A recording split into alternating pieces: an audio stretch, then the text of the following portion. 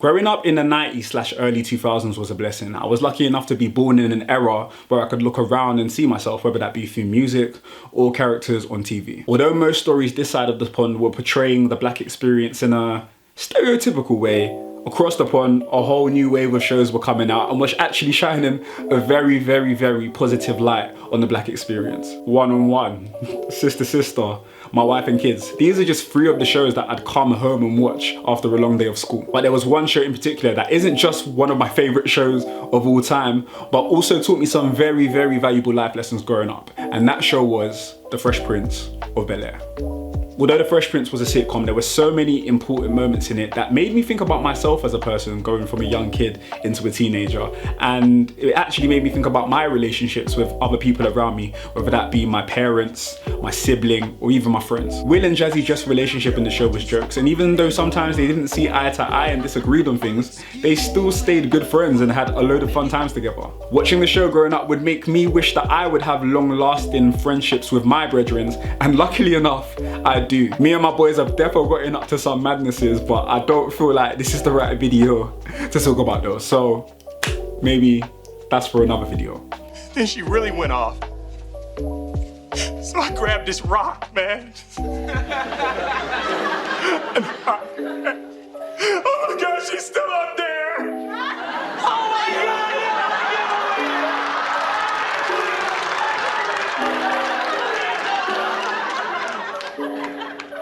Gotcha.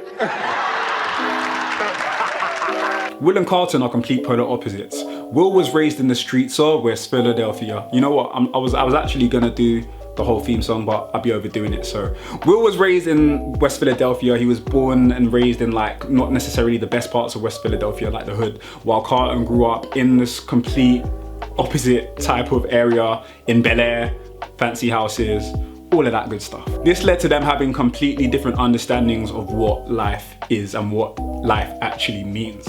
I actually do remember an episode of The Fresh Prince where Will and Carlton are trying to get into a fraternity. They spend like the whole episode trying to impress this frat member or a leader. I can't quite remember. I believe he's a member or one of the higher ups in the frat. And then this guy, the frat member or leader, immediately targets Carlton because he's different, because of his personality and because of his alternative interests, like 90210. But yeah, that's that. So Will and Carlton spend the whole episode trying to get into this fraternity while Will gets in and Carlton doesn't. Hearing this decision from the frat member himself, Will actually defends his cousin and asks why he didn't get in. And after hearing the answer, decides himself that he doesn't want to be a part of the fraternity and actually goes to tell Carlton that he himself didn't get in. And yeah, he defended his cousin. He rode out for his cousin. So Carlton, in response to this, then confronts the frat member, asking him why Will didn't get in. And then this frat member then explains to Carlton that he is the one that didn't get in because he is a sellout, which led to Carlton dropping this legendary speech. You think I'm a sellout? Why? Because I live in a big house or I dress a certain way? Or maybe it's because I like Barry Manilow. You mean Barry White, y'all. Being black isn't what I'm trying to be, it's what I am. I'm running the same race and jumping the same hurdles you are, so why are you tripping me up? You said we need to stick together, but you don't even know what that means. If you ask me, you're the real sellout. Now, still on the topic of Will and Carlton's relationship, I actually do remember an episode where Will and Carlton actually get robbed at gunpoint while taking money out of an ATM. But because Carlton isn't street smart and panics, this actually leads to Will getting shot and ending up in hospital. Because Will is shot, Carlton actually goes out to buy a gun for protection and to also prove that he is a man, and he wanted to take the law into his own hands because he didn't believe in the criminal justice system. After buying this gun, Carlton actually goes to visit Will in the hospital, and after an emotional back and forth, Will actually persuades Carlton to give him the gun and to just leave it at that. I understand that you're scared, man. But the world can be a scary place.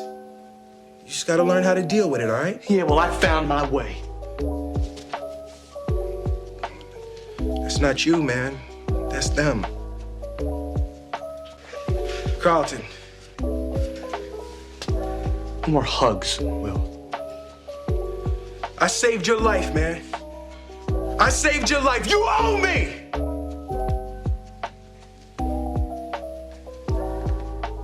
Now give me the gun, Carlton.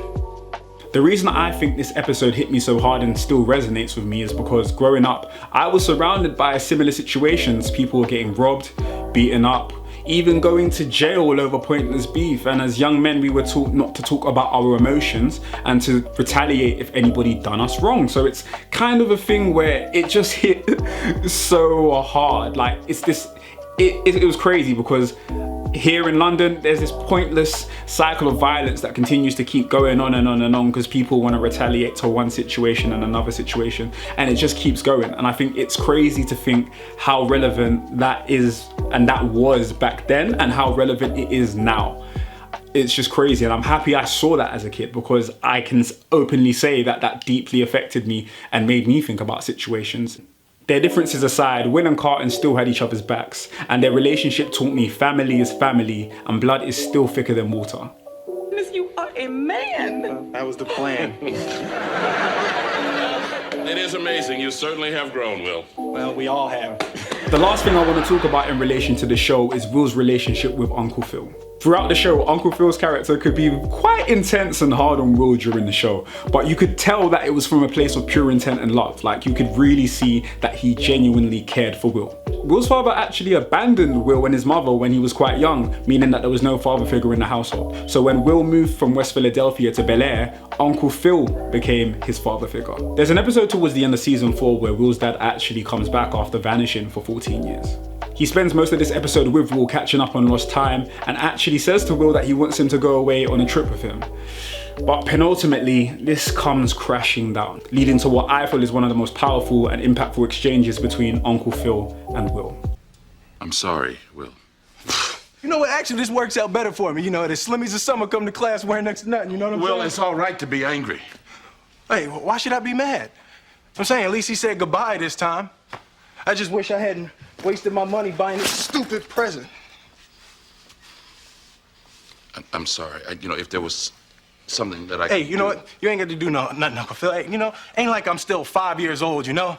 Ain't like I'm gonna be sitting up every night asking my mom, when's daddy coming home, you know? Who needs him? Hey, he wasn't there to teach me how to shoot my first basket, but I learned, didn't I? Hey, I got pretty damn good at it too, didn't I, Yeah, Uncle Phil? you did. Got through my first date without him, right? I learned how to drive, I learned how to shave, I learned how to fight without him. I had 14 great birthdays without him. He never even sent me a damn card. To hell with him!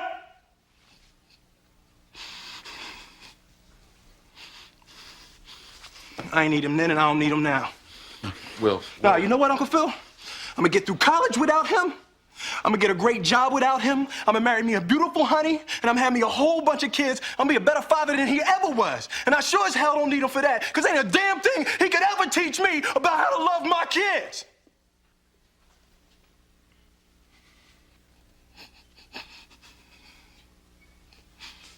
How come he don't want me, man?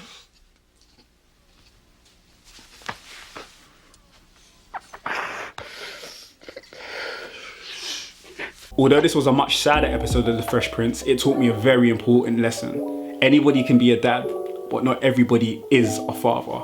And I hope that when I have kids, I can have a relationship as strong as Will and Uncle Phil's. So yeah, that's what I learned from that episode. I just want to say a big thank you to Warner Brothers for sponsoring this video. I had a lot of fun making it and talking about things that actually are important to me. Like, I really enjoyed making this. So thank you once again, Warner, for sponsoring this video. If you're new here, click the subscribe button, join the family, and turn on notifications so you know when I'm uploading next. And on that note, I'm gonna head off. Happy 30th birthday, Fresh Prince, and rest in peace, Uncle Phil.